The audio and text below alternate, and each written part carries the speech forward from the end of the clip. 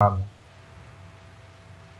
Cross-platform play is not a new thing to the PlayStation brand into the PlayStation 4, but for it to be on another game, and not only just another game, but a big game like Street Fighter, I gotta give my hats off to them. I really hope this continues to be a bigger trend. And I've been saying that I'm hoping that for this generation, the thing that becomes like just the norm that we would like at the beginning of the generation, I think we all be like at the beginning of the previous generation, having built-in Wi-Fi and having like built-in Blu-ray player and let's see, all kinds of like internet support and like built-in apps like YouTube and Netflix and stuff like that. We're like, oh man, that would be really cool, and now we just take them for granted. I'm hoping that cross-platform play and even across console play at some point becomes the norm by the end of this generation or going into the next one. And I love that Sony is just like, hey, we have PlayStation, we have console exclusivity for Street Fighter V. They could have just stopped there, because I don't know how much like the sales percentage of Street Fighter V on PS4 versus PC is probably going to be like 80-20%, like 80 to 20, like the 20% of that ratio is going to be fucking PC players, if that. Yeah. So they didn't even have to do that. But it's just so cool that they are. So, all right. So moving on. A whole fuck ton of games are coming to the Vita in 2015. And I just wanted to point that out because I think that's really impressive. I'm happy to see that. Good for them. Alex, have you ever considered getting a Vita? I know you had a PSP, right? You had a modded PSP. I have, yeah. I've had every handheld for 20 years, man. Every handheld that's come out. Like I will, before the end of its life cycle, I will own a Vita. I just haven't made that jump quite yet, because I haven't seen that one game that's like, shit, now I gotta own this platform, you know? Yeah. Whereas with the 3DS, I could probably list 10 of them right now that are worth buying a system for by itself. And with the Vita, I'm kind of like, and that's Nintendo's magic, and I think that's something Sure. that Sony's always struggled with the handhelds is they don't have like, and they got close when they were like, hey, we're making God of War games for the PSP. You're like, oh shit, and they were pretty good, but yeah, you know, not like on the level of like, oh my god, if you own a PlayStation and you don't own God of War, what's wrong with you? It didn't really work out that way for Vita, and even Uncharted didn't even save the Vita. So I don't know. Well, Vita's thing was always that, like, what interested me in the first place with Vita was that Sony kept touting it like, hey, you're gonna get console experiences on the go on your hands. But the reality is that's not why people love handheld games. Nope. At least that's my understanding of it, right? It's like, Yeah. sure, sometimes No, you know, we agreed. like to sit down and we like to play a good Zelda and a nice adventure on it. But the reality is people want to be able to play stuff that they can pick up and play and put down and in short bursts. And so I think the indie games and all that, but that's the problem. It's like I don't want to pick up a Vita and play Uncharted like on the bus or on my commute to work or whatever. Like I want to pick up and play something small and quick and mindless in a sense. Like, can you imagine playing The Last of Us on a fucking metro, on the metro? Like, even with headphones in, you won't be able to get fully immersed in that experience, and I don't think it would be a good idea to get immersed in that experience, like out in public or on the go or whatever. And granted, nobody wants to see a grown man cry on the bus. if you're a kid, say you're like 16 and you're going on a summer trip across the fucking Midwest and you're in the backseat of a car, which, I mean, that was me growing up. Like, I was reading Where's Waldo books and listening to Carmen Sandiego shit and like fucking, yeah. If I had a Vita, that'd be amazing. But still, to this day, I don't think the console quality promise hasn't really hit what you expect in your head. And then on the flip side, all of the great games that do work on the Vita are so like indie centric and niche that they don't exactly hit a massive audience because they're not built for a massive audience. That's the big thing. I mean, not to turn this into a 3DS versus Vita thing because that's kind of moot, but you know, the 3DS really excels in games that stand alone on their platform as great titles. I've wanted to play Mario Kart 7 for years, but I can only play it on 3DS, and I don't play 3DS. Right. Whereas on the Vita, everything that's on the Vita is kind of like, you know, it plays better on Steam.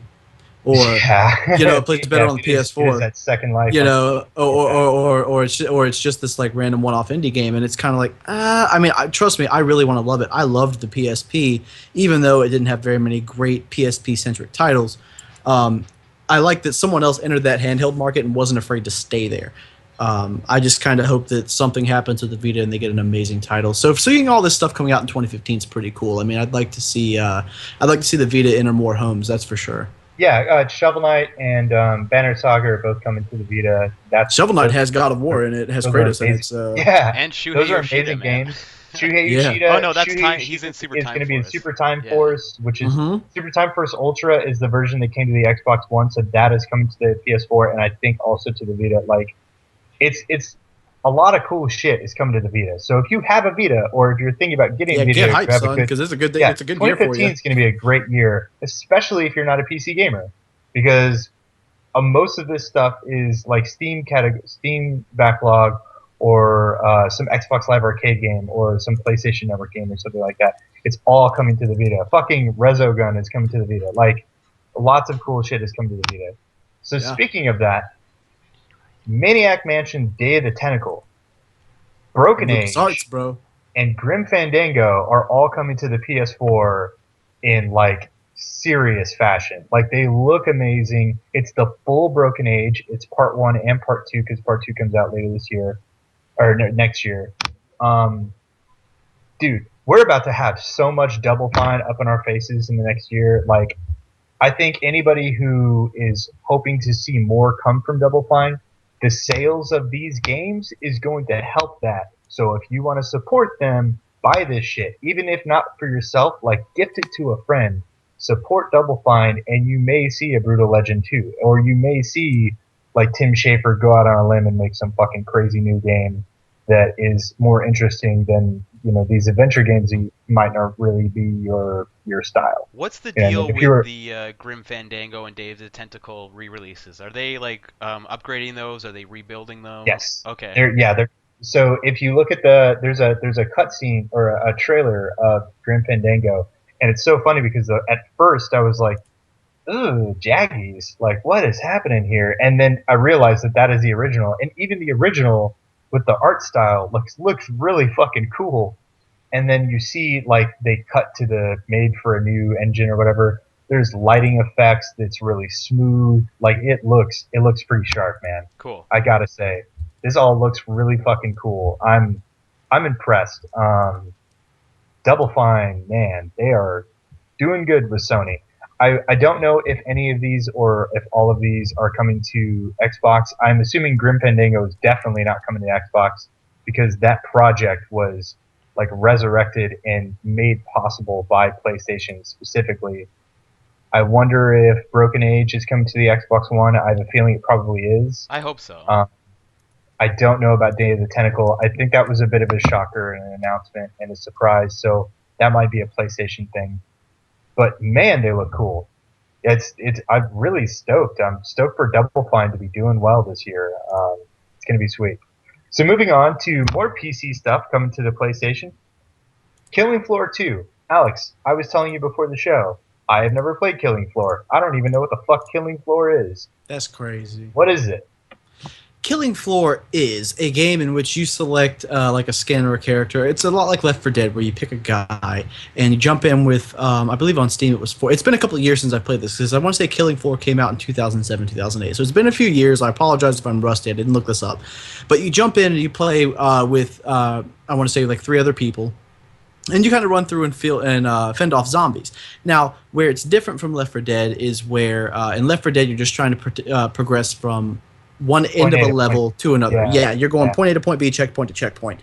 In this, you're kind of doing the same, except the checkpoints on a level kind of randomized between set spots.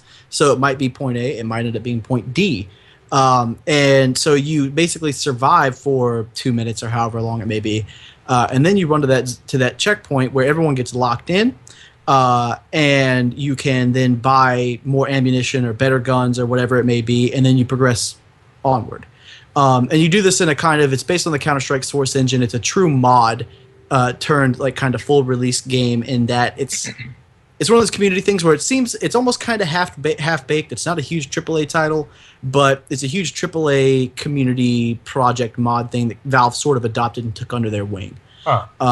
It's really, really, really great, and the fact that there's a sequel at all is just great news for people who like shooting zombies. People seem pretty excited. I don't remember. I didn't take down like who's making this or why it's coming to the PlayStation or whatever, but I thought it was an interesting announcement, and you seem pretty excited about it, so I thought we'd include it. Yeah, it's a pretty big deal. The next thing, we're going to just slightly out of order than what's on the script.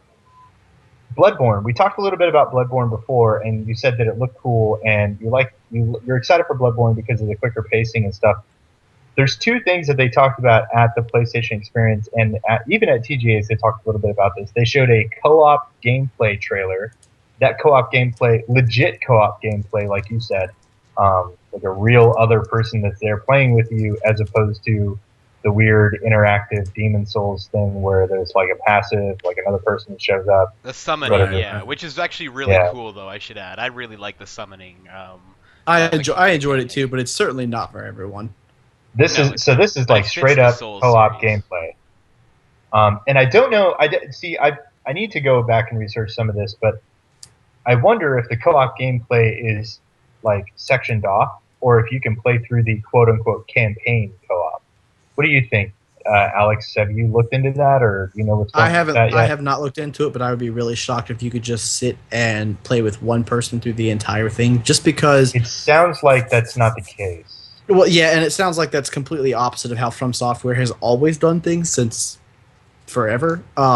So I mean, how cool would it be to be able to sit down and play Demon Souls or Dark Souls with a buddy, but from start to finish? But I just don't feel like that's part of the charm of the series, and I don't feel like it's part of the vision of the series, or at least a focus of it. I feel like that would be more torturous than playing New Super Mario World with 4 people. You will actually, dude. If I could sit on a couch with you and play Dark Souls or Dark Souls 2 or Demon Souls for that matter, we would no longer be friends by the end of it. I will assure you that. That's the thing. I think that series totally fits being a single. I don't like. You're always going to have the option, obviously, but part of the reason I love that the Dark Souls game is the fact that like the whole thing is so goddamn bleak and terrifying at times, and lonely and depressing, and part of that is feeling alone while I'm playing it as well, and just feeling like there's fucking nobody here to like help me and share this with me, and I'm stuck, and I'm like, I like that. That's how I feel. It's not even like the same type of game, but that's how I've always felt about the original Halo. Just the way the story works, Chief is on his own for the majority of that game, and like halfway through the game, every human being is dead. So you're by yourself. So when I play co-op with friends and I look over and there's another person shooting, and I'm just like, this is not right. Like, this doesn't make any sense. This isn't right for the tone of the campaign and the experience. But what it sounds like, though, is these are procedural dungeons, I believe, is what ties in with the co-op part. So I think that you can play co-op dungeons with friends that are procedurally generated. I like that. That's cool. That's the first time I've even heard of procedural stuff in the game until I'm looking at the script right now. Here. I was like, whoa, procedural dungeons. That's neat. Cool. Yep. So I think that's how they're handling the co-op thing. Roy, if you didn't see that video, you need to go back and watch that, because it was pretty cool. Yeah, I only saw the Bloodborne stuff at one of the from TGAs. I don't know if I watched it at the PSX or the Video Game Awards. Probably the Video Game Awards thing, though. And that's where I saw the co-op, and I was like, whoa, is this like legit co-op, or what is this? They debuted co-op at the TGAs, and then I think they talked a little more about it at PSX. Okay. It was mostly the same video, the same thing. So next up we have 15 fucking minutes of Uncharted 4. Like, just a whole, dude. Okay, if there was anything that we were hoping for this weekend, I think it was Uncharted 4 gameplay, and goddamn, we got a lot of it. Like, wow. Wow. Like, I really thought there was going to be, like, a quick demo with it or something, or, like, a trailer. Nope. 15 whole fucking minutes. Yeah, we got a full sequence. It was crazy. So the first thing to point out, Troy Baker. Yep, so it's his brother. Yep. we've talked in the show over the last year about some of the production rumors and issues that have been coming out of the Uncharted 4 development, and part of that was there was an actor, and I don't remember